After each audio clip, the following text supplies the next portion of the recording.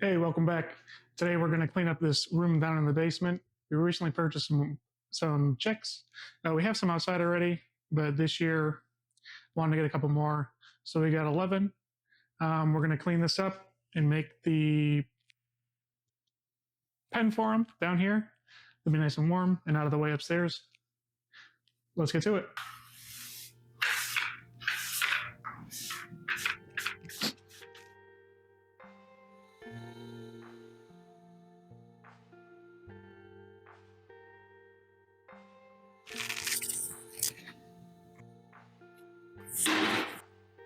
Anna, what are you doing?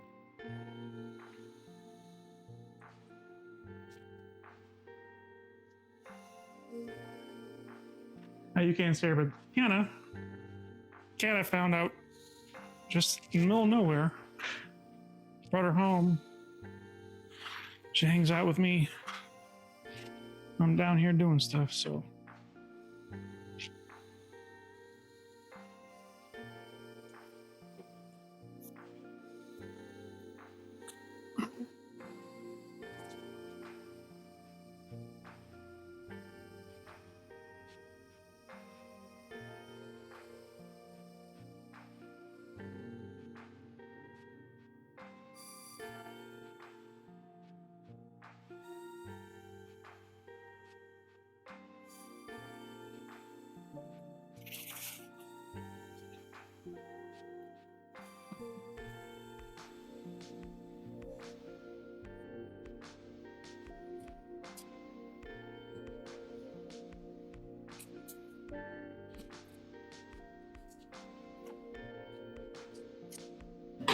What are you doing?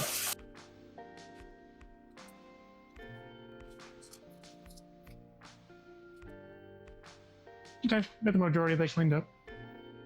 Not much to clean, but need a space for them.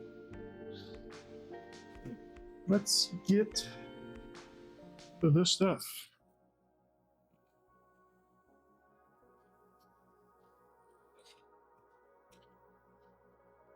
Okay, we got the kiddie pool.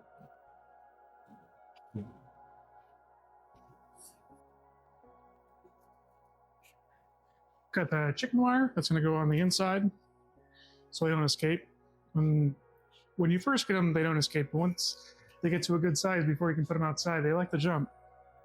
And we got the back wall for the heating lamp.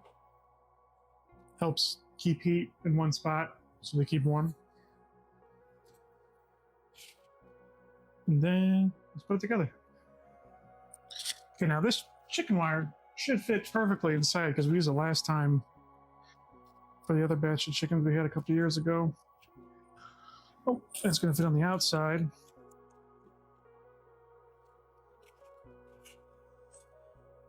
Horse head's going to have to move right there. Perfect.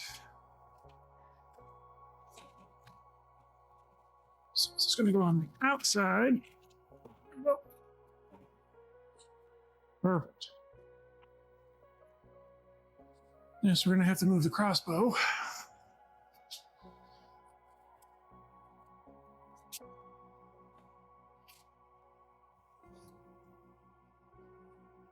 Then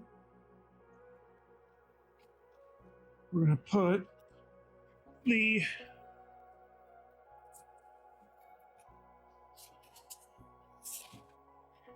back shield right here. How did I do this last time? I think I put this on the outside also. Yeah.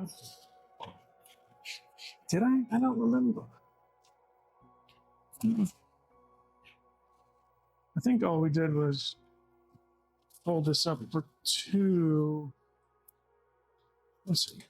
This. That way the zip ties don't interfere with them, but I think this year I'm going to put it on the outside.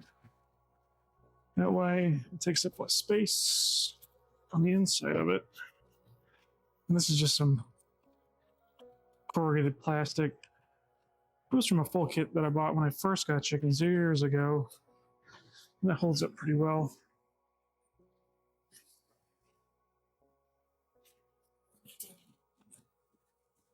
This will fit.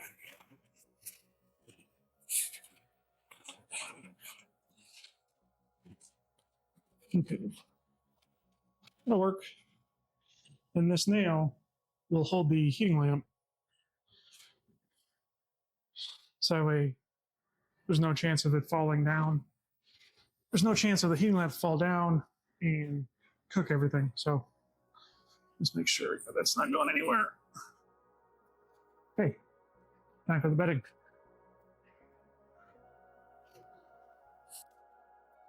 Now, when I first got chicks, they said to get like smaller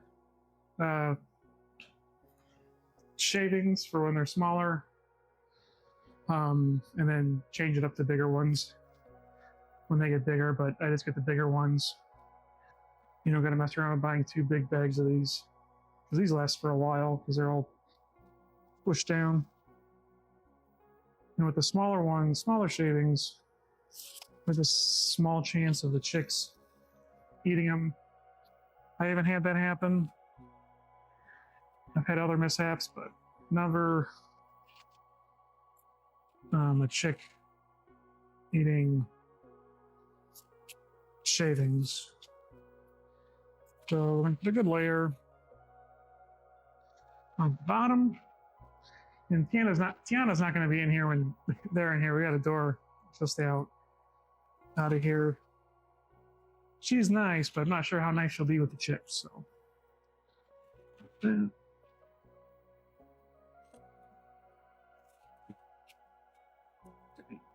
More.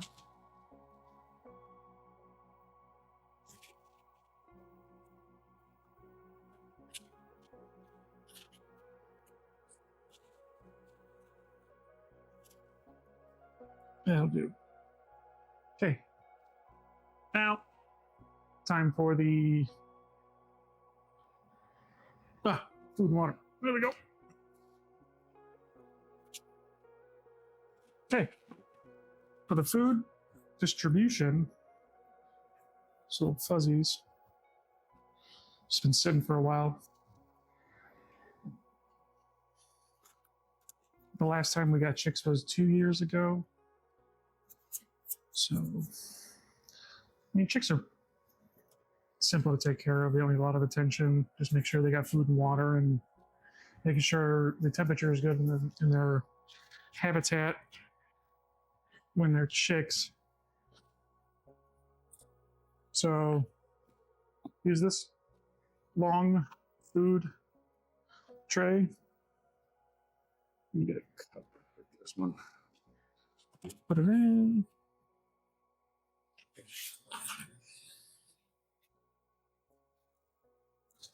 Not that cup. Find a cup. Come on, let's go find a cup. Found a lid for something. That'll be perfect.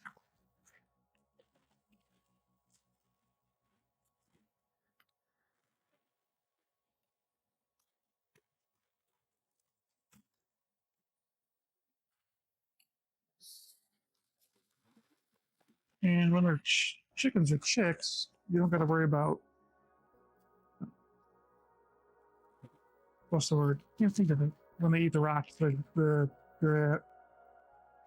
I forget. You don't need to feed them tiny rocks or pebbles when they're chicks yet, because they're still not fully developed. Oh, grit. That's what it is, grit. And then once they get older, you really need to start feeding them grit. When they start, feed them grass or anything other than grain for the pellets and the crumbles you get at the feed store. So, and when you get chicks from the feed store, they pretty much already know where to get water and food. But if they don't, when you first get them, even though they already know because they get the food and water at the feed stores when you get them, if you get them through the mail or whatnot, all you got to do is dip their beaks into the water and the food, and then you can do it to all of them. or you can do it to a few of them, because once everybody sees, oh hey, look at that guy's pecking at the water, pecking at the food, they all figure out where to go. Now, we got ducks a couple years ago with chicks, but in my personal opinion, I wouldn't get ducks. They're a little messier. They need more water, like a pool, like a small pool. And then when ducks, they like to clean themselves, so I mean it's necessary for them, but they end up splashing water everywhere, and it's a mess. You do get some eggs from them, but not a lot of people are a fan of duck eggs. They're a little bit thicker, a bit more viscous. They have a richer taste. I've had one or two, but they lay them randomly in random places. The chickens, they have a constant of where they're, for the most part, a constant of where they're going to lay eggs. I mean, they'll lay them in random spots in the coop, but for the most part, they'll lay them in the nesting boxes, and that's where you get them from.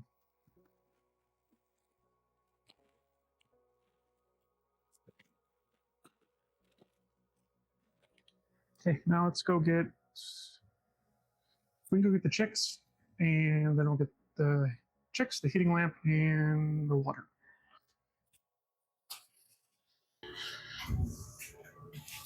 So this nail is secure in there, but I want it's a little bit more secure.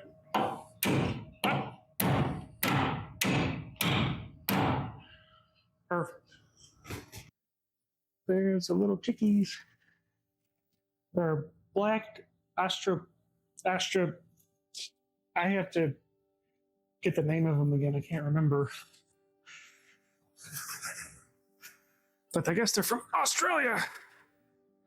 And they're winter hardy, good for eggs. They do like brown eggs. So, not bad.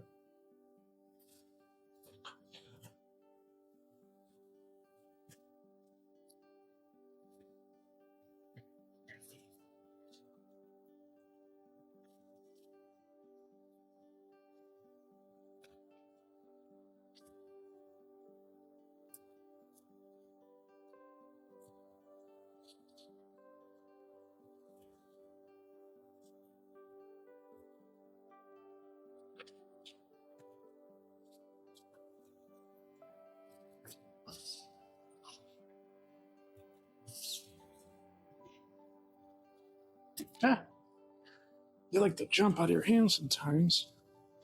You got to be careful because they're fragile.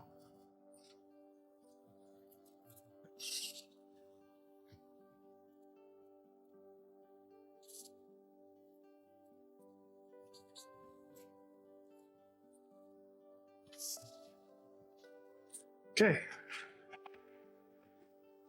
let's get that out of the way. Let's get some water. And here's their water. It's just a mason jar. The red thing came with a plastic bottle with it, but I lost it. And a regular mason jar works just fine. At the exact dimensions, but mason jar fits right on there.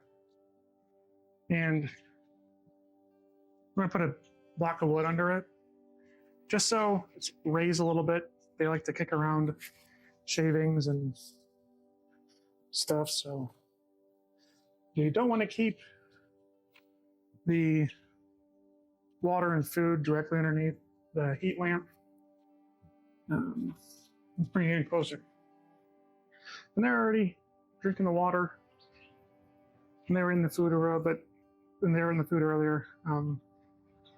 But they're kind of scared of. They're so scared of me. Of course they are. Chickens are. I mean, they can get used to you. If you come down and this little guy, they're all stepping on him.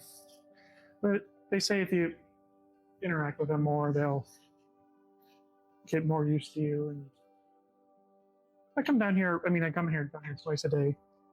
One in the morning before work, once after I get home from work, and then times in the evening, just to make sure they're doing all right. Make sure they got enough food, water, and clean out their bedding whenever it gets dirty.